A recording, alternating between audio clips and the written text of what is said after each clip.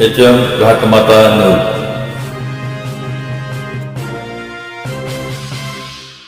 मिरज सलगरे रस्त्यावर अज्ञात वाहनाने मोटरसायकलला उडवल्याने 2 जण जागीच ठार. एरंडोली गावात शोककळा पसरली. मिरज ग्रामीण पोलिसात अज्ञात वाहनावर गुन्हा दाखल.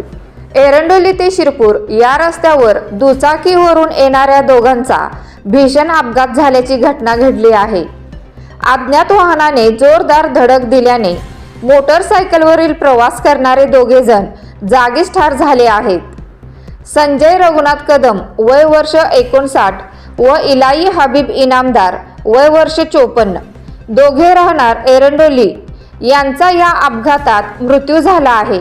काल रात्री 8:30 वाजण्याच्या सुमारास संजय रघुनाथ कदम आणि इलाई इनामदार हे दोघे मोटरसायकलवरून शिपूरकडून एरंडोलीकडे येत होते. यावेळी समोरून येणाऱ्या अज्ञात भरधाव वाहनाने मोटरसायकलला जोरदार धडक दिली.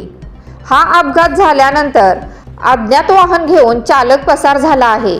मिरज ग्रामीण पोलिसांना या अपघाताची माहिती मिळाल्यानंतर घटनास्थळी धाव घेतली होती.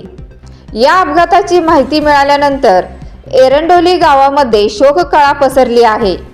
अपघाताची नोंद मिरज ग्रामीण पोलिसात झाली असून पोलीस पुढील तपास करीत आहेत.